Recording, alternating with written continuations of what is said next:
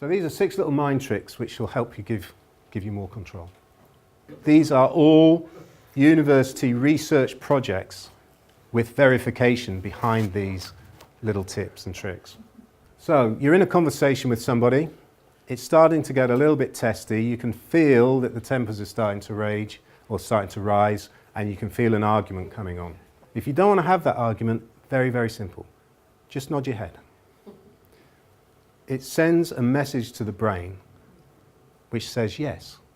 And when you're saying yes, you stop disagreeing. You stop defending your position. So you don't have to do anything apart from just nod your head. And I promise you it works.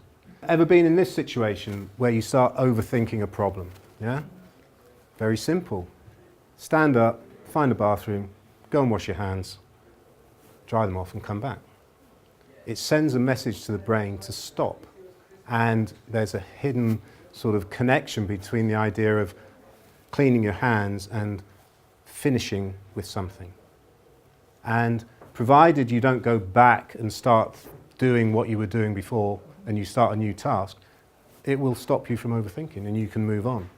It just provides a break. If you've got a tough decision to make and you're struggling with it, pick up something heavy.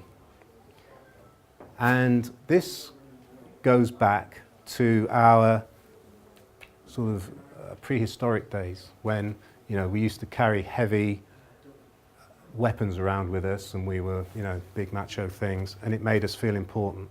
Carrying something that's weighty gives us a sense of importance, and it actually tricks the brain into thinking that we can actually deal more effectively with the decision we've got to make.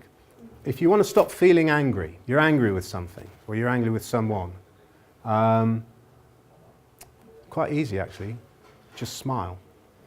But not that smile which is the lip smile, you know, that, you know, and you've all seen it, you're talking to someone, you get that mouth smile, like that, you know, there's nothing in it. It's got to come from the eyes. You can't be angry when you're smiling. The two things don't go together. If you're trying to solve a problem and you're stuck, stand up, take 2 or 3 steps backwards. It stops the mind racing forward.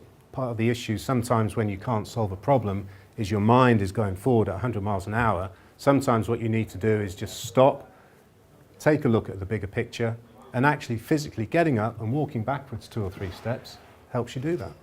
If you're in a boring meeting and you're really struggling to keep control but you want to listen what's going on, start doodling. Because what happens is when you're bored, your mind goes to other places and you become disconnected. But when you're doodling, that takes up that part of your brain. So you're still in the room, you can still hear what's going on, and you actually take it in. I promise you they work. I've done them all myself. So it's just another way of just thinking about how the brain works and trying to give access to that resourcefulness that we all have.